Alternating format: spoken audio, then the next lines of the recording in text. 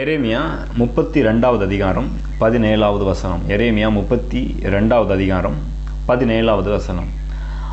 கர்த்தராகிய ஆண்டவரே, இதோ தேவரீர் உம்முடைய மகாபலத்தினாலும் நீட்டப்பட்ட உம்முடைய புயத்தினாலும் வானத்தையும் பூமியையும் உண்டாக்கினீர். உம்மாலே செய்யக்கூடாத அதிசயமான காரியம் ஒன்றுமில்லை. ஆமென். பாருங்க, நம்முடைய தேவனால செய்யக்கூடாத அதிசயமான காரியம் என்று ஒன்றுமே இல்லை. எரேமியா ஆச்சரியப்பட்டு சொல்கிறான், கர்த்தராகிய ஆண்டவரே, இதோ தேவரீர் உம்முடைய மகாபலத்தினாலும் நீட்டப்பட்ட உம்முடைய புயத்தினாலும் வானத்தையும் பூமியையும் உண்டாக்கினீர். வானத்தையும் பூமியும் நம்ம வியந்து பார்க்குறோம். இவ்வளோ காரியங்களை உண்டாக்கின தேவனை பாருங்க, அவரால் செய்ய முடியாத அதிசயமான காரியங்கள் ஒன்றுமில்லை. அவர் எவ்வளோ அதிசயமான காரியங்களை ஏற்கனவே செய்திருக்கிறார். நான் சொல்கிறேன், இனிமேலும் அப்படிப்பட்ட அதிசயமான காரியங்களை உங்கள் வாழ்க்கையிலே செய்ய அவர் வல்லவராக இருக்கிறார். ஆமாம். அதனால் ஒரு நாம் இன்னைக்கு சந்திக்கிற காரியங்கள், பிரச்சனைகள், சூழ்நிலைகள் சில நேரத்தில் இதெல்லாம் நடக்குமா அப்படின்ற மாதிரி இருக்கிறது. ஆனால் கர்த்தர் சொல்கிறார், என்னாலே செய்யக்கூடாத அதிசயமான காரியம் ஒன்றுமில்லை. லூக்கா 18வது அதிகாரத்தில் 27வது வசனத்தில் வாசிக்கிறோம், அதற்கு அவர், மனுஷனால் கூடாதவைகள் தேவனால் கூடும் என்றார். எதை பற்றி சொல்கிறாருங்க? அங்கே சீசர்கள்லாம் கேட்குறாங்க, அப்போ யார் தான் ரட்சிக்கப்படக்கூடும்? அப்படியானால் யார் ரட்சிக்கப்படக்கூடும் என்றார்கள். மக்கள் கூட்டியிருந்தவங்க கேட்குறாங்க பாருங்கள்.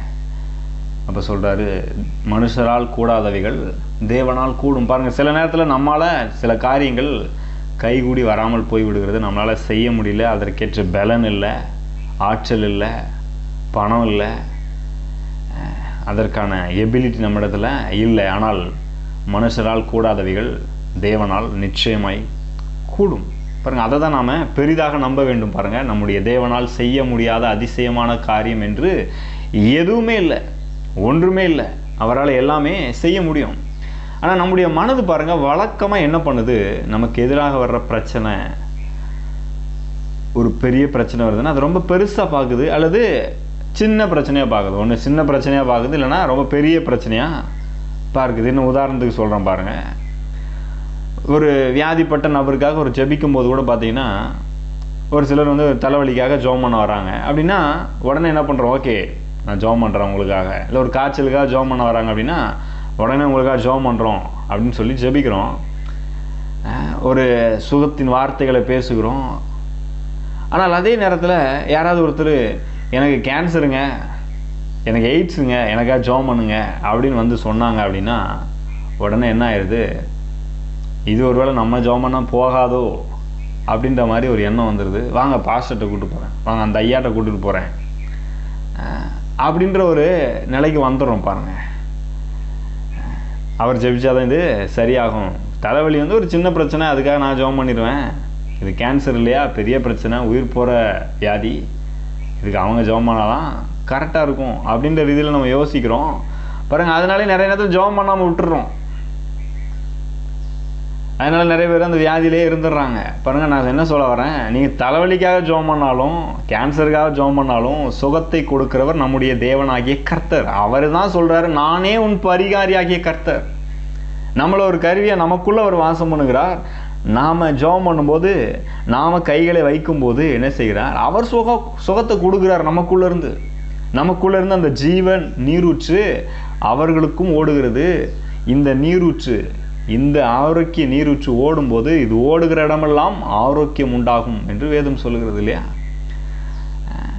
ஆனால் நாம் வந்து சின்ன பிரச்சனை, பெரிய பிரச்சனை அப்படி என்ன செய்கிறோம் பார்க்குறோம். ஆனால் தேவன் அதே மாதிரி தேவனே அப்படி யோசிடக்கூடாது பாருங்கள். இது பெரிய பிரச்சனைங்க, சின்ன பிரச்சனை வரும்போது ஈஸியாக ஒரு இடத்துல ஜெபம் பண்ணுறோம், கேட்குறோம். ஆனால் பெரிய பிரச்சனை முடியாதபடி என்னங்க பண்ணுறது அப்படின்ற மாதிரி இல்லை, ரொம்ப நீண்ட காலமாக அந்த பிரச்சனை இருக்குது அப்படின்னா அப்போ என்ன பண்ணிடுறோம், சரி என்ன பண்ணுறது, இது நடக்காத போல இருக்குது, இப்படியே தான் இருக்கும் போல இருக்குது அப்படின்னு சொல்லி அதை அப்படியே விட்டுறோம். அதை தேவனால் சரி பண்ண முடியும் அப்படின்னு நினைக்கிறது இல்லை, இந்த மாதிரி யோசிக்கிறது இல்லை. எரேமியா சொல்கிற மாதிரி ஆச்சரியப்பட்டு, உம்மாலே செய்யக்கூடாத அதிசயமான காரியம் ஒன்றும் இல்லை அப்படின்னு ஆச்சரியப்பட்டு பார்க்கறது இல்லை பாருங்கள். நம்ம பிரச்சனையை பார்த்துட்ருக்கோம். ஆனால் எரேமியா என்ன பண்ணுறாரு, அப்படி வெளியில் கொஞ்சம் பார்க்குறாரு. வானத்தையும் பூமியையும் எப்படி உண்டாக்குனாராம்? மகாபலத்தினாலும் நீட்டப்பட்ட புயத்தினாலும் உண்டாக்கினாரே, அவரால் செய்யக்கூடாத அதிசயமான காரியம் ஒன்றுமே இல்லை அப்படின்னு பார்க்குறாரு. அப்போ நம்ம பிரச்சனையை பார்த்துட்டு இருக்கக்கூடாது, நம்முடைய தேவன் ஏற்கனவே என்ன பண்ணியிருக்கிறாருன்னு கொஞ்சம் பார்க்கணும் பாருங்க. அப்போ தான் கண்டிப்பாக இன்னைக்கு இருக்கிற பிரச்சனை இது ஒன்றுமே இல்லைன்னு நம்ம பார்க்க முடியும். முதலாவது அதுதான் விசுவாச பார்வை. வானத்தையும் பூமியும் படைச்சவருக்கு ஐயோ இது ஒரு பெரிய பிரச்சனைங்க, இது தேவனால் தீர்க்க முடியாதுன்னு ஒன்றுமே கிடையாது. அவரால் எல்லாவற்றையும் செய்ய கூடும். ஒரு நாள் நமக்கு அது கஷ்டமாக இருக்கலாம், ஆனால் அவருக்கு ரொம்ப சுலபமாக இருக்கும், அவருக்கு ரொம்ப லகுவான விஷயம் பாருங்கள். அவரை சார்ந்துக்கிட்டால் நமக்கும் அது ரொம்ப லகுவாக மாறுகிறது. உதாரணத்துக்கு சொல்ல பாருங்க, மத்தேயு 14வது அதிகாரத்தில், மத்தேயு 14வது அதிகாரம் 15வது வசனத்திலிருந்து வாசிக்கும் போது அங்கே இயேசு என்ன செய்கிறார்? ஒரு அற்புதத்தை செய்கிறார். இயேசு திரளான ஜனங்களை கண்டு அவர்கள் மேல் மனதுருகி அவர்களில் வியாதியஸ்தர்களாக இருந்தவர்களை சொஸ்தமாக்கினார். சாயங்காலமான போது அவருடைய சீசர்கள் அவரிடத்தில் இது வனாந்தரமான இடம், நேரமும் ஆயிற்று, ஜனங்கள் கிராமங்களுக்கு போய் தங்களுக்கு போஜன பதார்த்தங்களை கொள்ளும்படி அவர்களை அனுப்பிவிட வேண்டும் என்றார்கள். பாருங்க, 5000 பேர் ஆண்கள், இன்னும் ஏராளமான பிள்ளைகள் பெண்கள் எல்லாரும் இருக்கிறாங்க.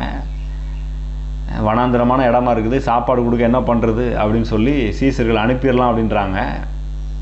அவ்வளோ பேருக்கு சாப்பாடு கொடுக்கறதுக்கு ஆண்டவர் என்ன பண்ணார்? 5 அப்பம் 2 மீனை தான் பயன்படுத்தினார். பெரிய தேவை பாருங்கள், பெரிய தேவை, மிகப்பெரிய தேவை. 5 அப்பம் 2 மீன் அங்கே ஒரு பாயிண்ட் இருக்குது, அதை வைத்து அதை பெருக்குகிறார். அதனால் அந்த கொஞ்சம் தான் இருக்குது அப்படின்னு அதையே பார்த்துட்டு கூடாது, அங்கே தேவனை பார்க்க வேண்டும். அந்த கொஞ்சத்தை பெருக்க தேவனால் முடியும். நேற்று கூட பைபிள் ஸ்டடியில் அதை பற்றி தான் பார்த்த நிறைய காரியங்களை. லாபமான வாழ்க்கையை எப்படி அவர் உண்டாக்குகிறார். நம்மகிட்ட இருக்கிற கொஞ்சத்தையே பார்த்துட்டு கூடாது, அவரை நம்ப வேண்டும். இப்போ இங்கே ஒரு பெரிய தேவை, 20,000 பேர்கிட்ட இங்கே சாப்பிட்ருக்காங்கன்னு சொல்கிறாங்க.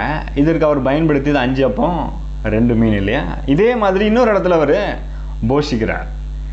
இதை மத்தேயு 15வது அதிகாரத்தில் பார்க்குறோம் பாருங்கள். மத்தேயு 15வது அதிகாரம் 32வது வசனத்தில் இங்கே பார்க்குறோம்.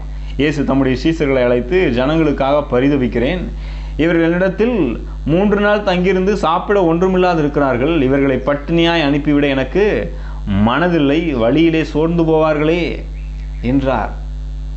இங்கே எத்தனை பேர் இருக்காங்க தெரியுமா? இங்கே 4000 பேர் இருக்காங்க.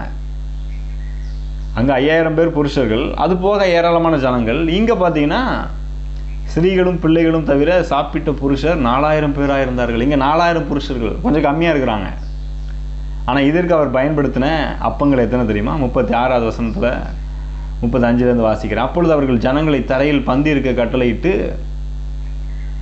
அந்த 7 அப்பங்களையும் அந்த மீன்களையும் எடுத்து ஸ்தோத்திரம் பண்ணி பிட்டு தம்முடைய சீஷர்களிடத்தில் கொடுத்தார். சீஷர்கள் ஜனங்களுக்கு பரிமாறினார்கள். இங்கே என்ன இருக்குது? 7 அப்பங்களும் சில சிறு மீன்களும் இருந்தது. 4000 பேருக்கு 5000 பேர் புருஷர்கள், அது போக பெண்கள் எல்லாரும் இருந்தாங்க. 5 மீன் 2 அப்பத்தை பயன்படுத்தினார். இங்கே பிரச்சனை அதை விட கொஞ்சம் சின்னது, தேவை கொஞ்சம் சின்னது பாருங்கள். 4000 புருஷர்கள் தான் இருக்கிறாங்க, ஆனால் பயன்படுத்துறது 7 அப்பம் சில சிறு மீன்களாக இருக்கிறது. என்ன சொல்ல வரேன்? பெரிய பிரச்சனையாக இருக்கும்போது அவருக்கு அது இன்னும் ரொம்ப சுலபமாக இருக்குது. அப்போ சின்ன பிரச்சனைனா அவர் கஷ்டம் நினைக்கிறீங்களா? கிடையாது பாருங்கள். பெரிய பிரச்சனையே, ரொம்ப பெரிய தேவையை ஈஸியாக சந்திக்கிறாருன்னா அப்போ சின்ன தேவை இன்னும் ரொம்ப ஈஸி பாருங்கள் அவருக்கு. ஆகவே நம்மிடத்தில் இருக்கிறதை அல்ல, நம்முடைய தேவன் எப்படிப்பட்டவராக இருக்கிறார், அவரால் என்ன செய்ய முடியும் அப்படின்றத நாம் என்ன செய்ய வேண்டும்? கவனிக்க வேண்டும். மனுஷனுடைய கணக்குப்படி பார்த்தீங்கன்னா இந்த இவ்வளோ ஜனங்களுக்கு உணவளிக்கணும்னா நிறைய அப்பங்கள் வேணும் இல்லையா, நிறைய மீன்கள் வேணும். ஆனால் தேவனுடைய கணக்கில் அப்படி இல்லை. அவர் அதிகமான ஜனங்களுக்கு உணவளிக்கும் போது கொஞ்சம் கம்மியாக இருக்கிற மீன்களை பயன்படுத்தினார், அப்பங்களை பயன்படுத்தினார்.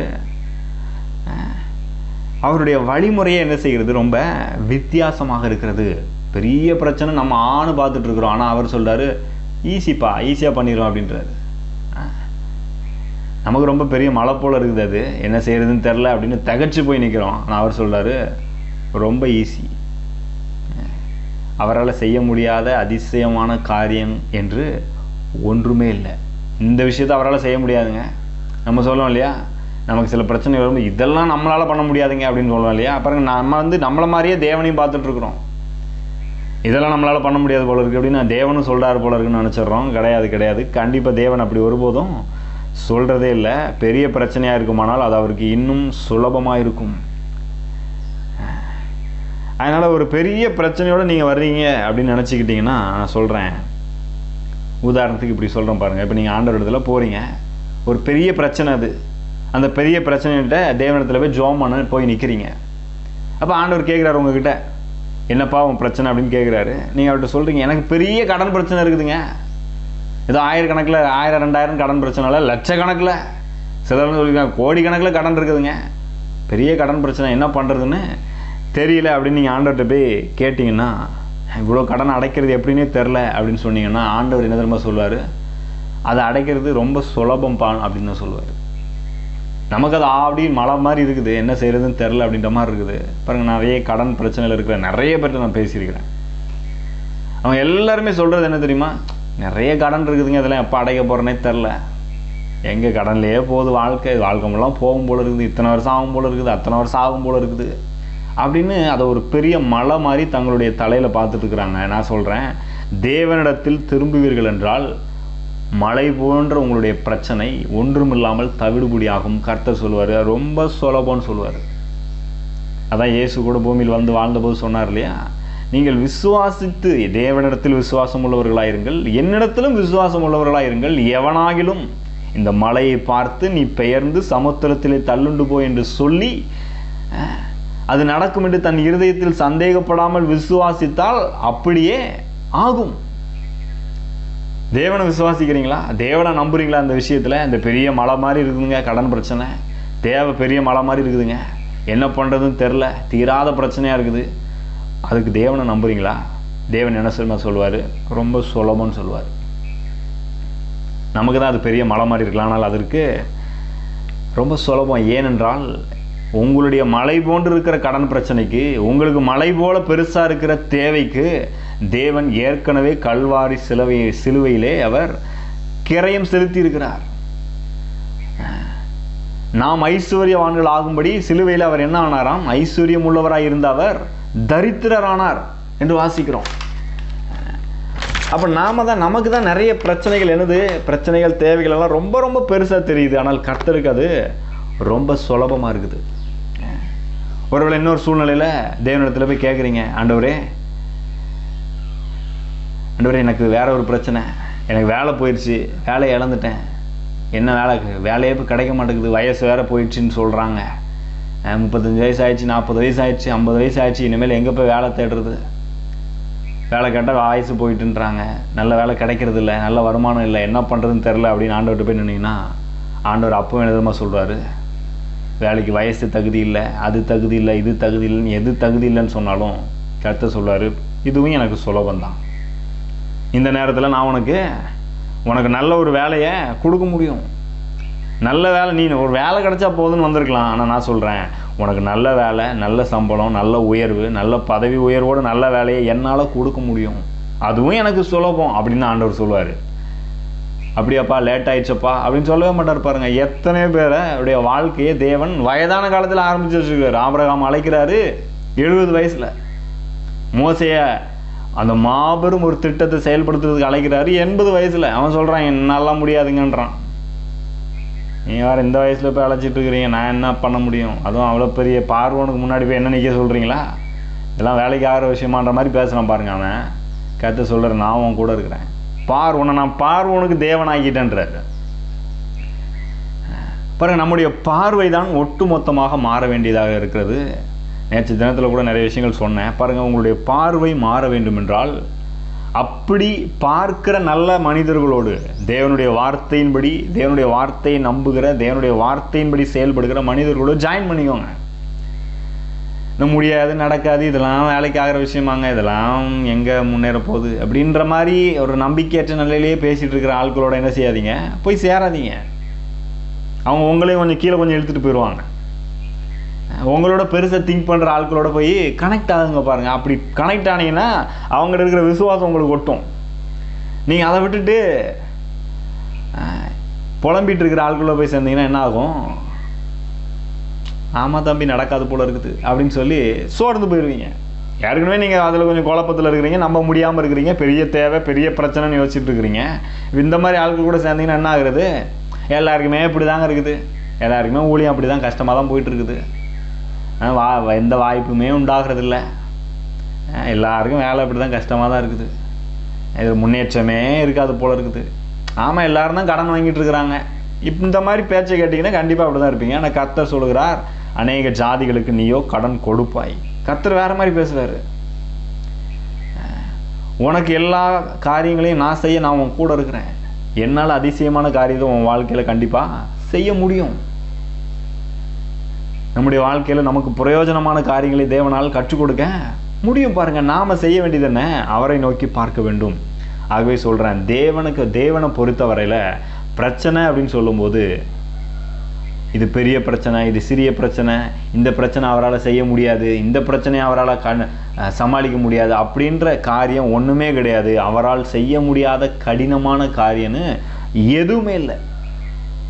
இந்த பிரச்சனையை தீர்க்க முடியாது அப்படின்னு ஏதாவது ஒரு காரணத்தை தேவன் சொல்லவே மாட்டாருங்க. என்ன பிரச்சனை வேணா இருக்கட்டும்.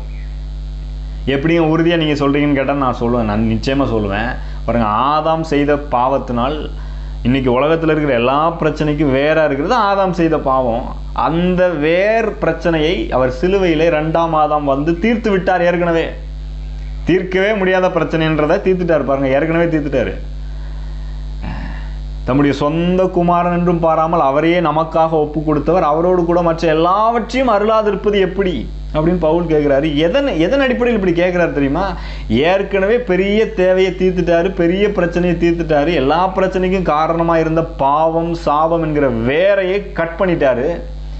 இப்போ நாம் சந்திக்கிற பிரச்சனை எல்லாம் வெறும் ஃப்ரூட் தான், பழம். அந்த வேர்லேருந்து வந்த சின்ன சின்ன பழங்கள் பாருங்கள், அதெல்லாம் ஒன்றும் இல்லாமல் ஆக்குவது அவருக்கு லேசான காரியம். ஆனால் நாம் இதை குறித்து ஒரு வெளிப்பாடு இல்லாதவர்களாக இருக்கிறோம். அதுதான் பிரச்சனை. இவ்வளோ பெரிய விஷயத்தை ஏற்கனவே பண்ணியிருக்கிறாரு அப்படின்னு யோசிச்சிட்டிங்கன்னா, என்னை பாவத்திலிருந்து ரட்சித்துட்டாரு, நித்திய ஜீவனை எனக்கு தந்துட்டாரு, மரணத்திலிருந்து என்னை மீட்டுட்டாரு, நான் நித்தியமாக அவரோடு கூட வாழ போகிறதுக்கு தேவையான எல்லாத்தையும் பண்ணிட்டாரு. அதுவே அவருக்கு லேசான காரியமாக இருந்தது.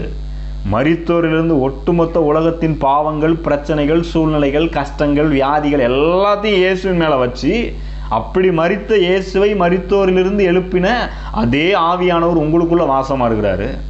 இன்னைக்கு நீங்கள் சந்திக்கிற பிரச்சனையிலேருந்து உங்களை எழுப்ப மாட்டார், உங்கள் தேவையை சந்திக்க மாட்டார்னு நினைக்கிறீங்களா? நான் சொல்கிறேன், அவருக்கு மிக மிக லேசான காரியம். நாம் செய்ய வேண்டியதெல்லாம் எரேமியா மாதிரி என்ன சொல்லணும்? கர்த்தாவே, நான் உங்களை நோக்கி பார்க்குறேன். நீங்கள் ஏற்கனவே எவ்வளோ விஷயத்தை பண்ணியிருக்கிறீங்க. வானத்தை பூமியை உண்டாக்கியிருக்கிறீங்க, ஏற்கனவே எல்லாவற்றையும் உண்டாக்கியிருக்கிறீங்க. மனிதன் பாவத்தில் விழுந்த போது அதையும் தீர்த்துட்டீங்க. பாவத்திலிருந்து என்னை ஏற்கனவே ரட்சித்துட்டீங்க, நீதிமான் ஆக்கிட்டீங்க. இனிமேல் நான் சாகிற வரைக்கும் சந்திக்கிற எல்லா பிரச்சனையும் உமக்கு லேசான காரியம்தான். நான் உங்களை நம்புகிறேன். உங்களால் செய்ய முடியாத அதிசயமான காரியம்னு ஒன்றுமே இல்லை. உங்களால் எல்லாமே கூடும். மனிதரால் கூடாது தான், ஆனால் தேவனால் நிச்சயமாய் கூடும் அப்படின்ற ஒரு நிலைக்கு வந்துட்டீங்கன்னா நான் சொல்கிறேன், அடுத்த காரியம் என்னது? நெக்ஸ்ட் ஸ்டெப்பு உங்கள் விசுவாசத்தின்படி உங்களுக்கு ஆகும். தேவன் வல்லமையான காரியங்கள் உங்களுக்காக ஏற்கனவே செய்து கொண்டிருக்கிறார். ஆமாம்.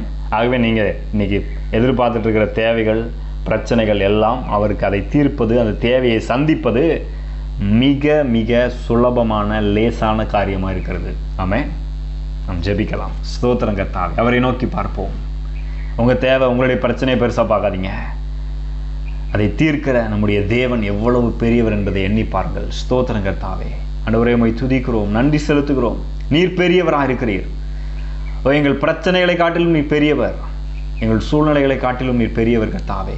உம்மை நோக்கி பார்க்கிறோம். உம்மாலே செய்ய முடியாத அதிசயமான காரியங்கள் என்று ஒன்றுமில்லை. எல்லாரும் சொல்லுங்க, ஆண்டவரே, உம்மாலே செய்ய முடியாத அதிசயமான காரியங்கள் என்று ஒன்றுமே இல்லை. உம்மாலே எல்லாம் கூடும். எங்கள் தேவனால் எல்லாம் கூடும். ஸ்தோத்திரம் கர்த்தாவே. அப்போ அந்த வார்த்தையை கேட்கிற ஒவ்வொருடைய வாழ்க்கையிலும் நீர் அதிசயமான காரியங்களை செய்வீராக. அவர்கள் தேவைகளை நிறைவாக்குவீராக, பிரச்சனைகளை தீர்ப்பீராக, முடியாது என்கிற காரியங்களை முடிய பண்ணுவீராக. இது நடக்கவே நடக்காது என்று மற்றவர்கள் சொல்லுகிற காரியங்களை நீர் நடத்தி காண்பிப்பீராக. உம்மை நம்புகிறதுனால் இதை வாய்த்தது என்று மற்றவர்கள் காணத்தக்கதாய் உம்முடைய நாமத்தை நீர் மகிமைப்படுத்துவீராக கர்த்தாவே. இப்படி செய்கிறதற்காக நன்றி செலுத்துகிறோம். உங்களுடைய கரத்தில் எங்களை அர்ப்பணிக்கிறோம் கர்த்தாவே. பரிசுத்த ஆவியானவரே, இதை வெளிப்பாடாய் ஆண்டவரே மனக்கண்களை பிரகாசிக்க செய்து காண்பிப்பீராக. எப்பொழுதும் இந்த ஒரு பார்வை இருக்கட்டும். தேவனுக்கு எல்லாம் லேசானது என்ற பார்வையோடு வாழ்க்கையை வாழ உதவி செய்வீராக. எங்களை அர்ப்பணிக்கிறோம் கர்த்தாவே. இயேசுவின் நாமத்தில் ஜெபிக்கிறோம் நல்ல பிதாவே. ஆமென். God bless you.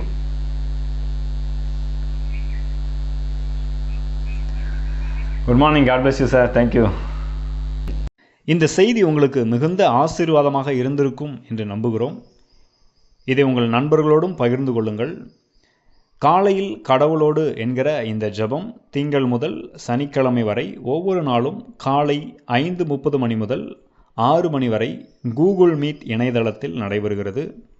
இதில் நீங்களும் நேரடியாக கலந்து கொள்ள விரும்பினால் 9487660939 என்கிற எண்ணிற்கு நீங்கள் தொடர்பு கொள்ளலாம் அல்லது வாட்ஸ்அப் மூலமாக மெசேஜ் அனுப்பலாம். உங்களுக்கு அதற்கு தேவையான லிங்க் மற்றும் விவரங்கள் அனுப்பி வைக்கப்படும். நீங்கள் ஆசீர்வதிக்கப்பட்டவர்கள்.